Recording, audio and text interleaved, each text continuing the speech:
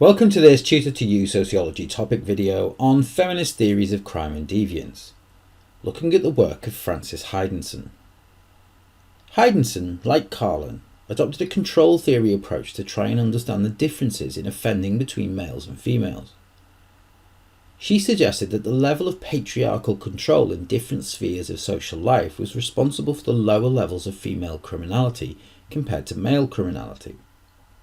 Heidensohn focused particularly on the ways in which women were controlled in public, controlled through domestic responsibilities, and through the hierarchical structures of employment, and that these forms of control led to less opportunities for women to commit crime, and therefore lower levels of female criminality. Heidensohn's research was based on the differing ideologies that were dominant within separate spheres of social life. She argued that males and females had different spheres in which they were dominant, and that these explain the differing opportunities that males and females had for committing crime. Females were more dominant in the domestic sphere, with women being based in the home, looking after children, and having the primary responsibilities for domestic labour. This limited their opportunities for criminality. Males, on the other hand, are more dominant in the public and work spheres. They look to exercise their dominance over women through physical force in relationships and through legitimate power in employment.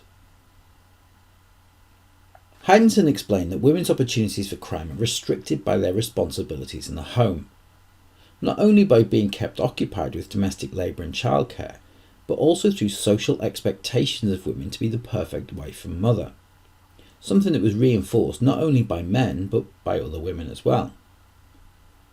This limits the opportunities for criminality, and perhaps explains why women are more likely to be arrested for shoplifting than males, as shopping is one of the domestic tasks that is predominantly carried out by women.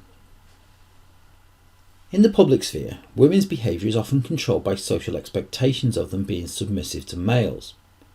According to Heidensohn, women were often seen as male property in the public sphere, and any show of autonomy on the woman's behalf would be seen as a challenge to male authority.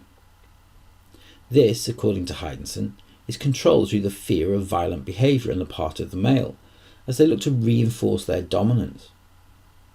This is further impacted by the social expectations of women to be the guardians of morality in society, behaving in a sensible yet submissive manner, or, crudely put, being the good girl, displaying only socially approved behaviours that reflect positively upon their partners. In work, women were controlled through legitimate authority. At the time of Heidensohn's research, males were more dominant in the workforce, having higher level positions than females and often employed as a direct superior to female employees.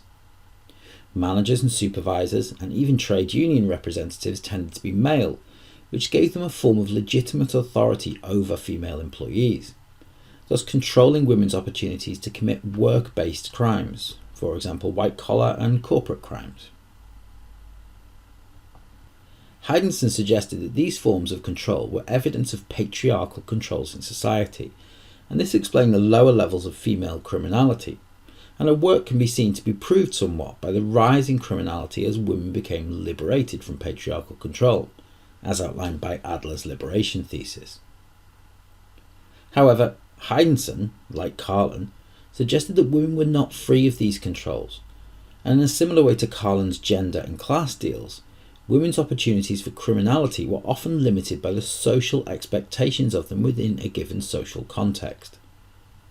While it can be argued that society has changed somewhat since Heidensohn's research in the mid-1980s, for example the feminisation of the workforce with a movement to service sector occupations, males are still dominant in the workplace and retain most of the power, with only 1 in 3 chief executive officers being female. The valid evaluation of Heidensohn's research is that it appears outdated. Since Heidensohn's research in the mid-1980s, there have been many changes in family life and gender roles. There's been greater involvement in employment and more managerial positions for women. There's been a change in social attitudes to women's behaviour in public, and the suggestion of diminishing patriarchal control correlates with increasing female criminality. However, some sociologists would argue that patriarchal control is not only enforced by males, but also by other female expectations of their peers. Some sociologists would suggest that this is evidence of patriarchal control, as women are socialised into using informal mechanisms of control, such as gossip, to control the behaviour of other women, and this acts as an additional form of control over women, limiting their desire to commit crime and their opportunities to do so. That concludes this Tutor to You Sociology topic video looking at feminist theories of crime and deviance, focusing on the work of Frances Heidensohn. Thanks for watching.